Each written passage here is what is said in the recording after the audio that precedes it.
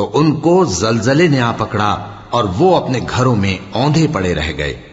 یہ لوگ جنہوں نے شعیب کی تکذیب کی تھی ایسے برباد ہوئے تھے کہ گویا وہ ان میں کبھی آباد ہی نہیں ہوئے تھے۔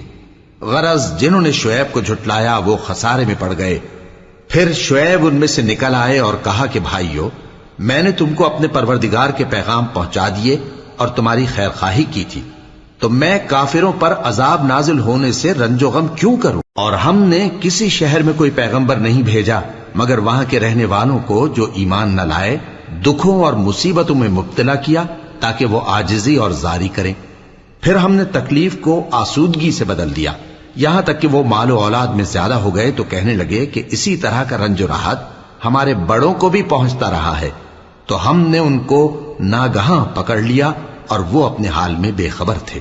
اور اگر ان بستیوں کے لوگ ایمان لے آتے اور پرہیزگار ہو جاتے تو ہم ان پر آسمان اور زمین کی برکات کے دروازے کھول دیتے، مگر انہوں نے تو تکذیب کی، سو ان کے اعمال کی سزا میں ہم نے ان کو پکڑ لیا۔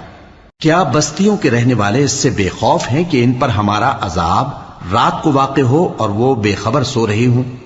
اور کیا اہل شہر اس سے نڈر ہیں کہ ان پر ہمارا عذاب دن چڑھے آ نازل ہو اور وہ کھیل رہے ہوں؟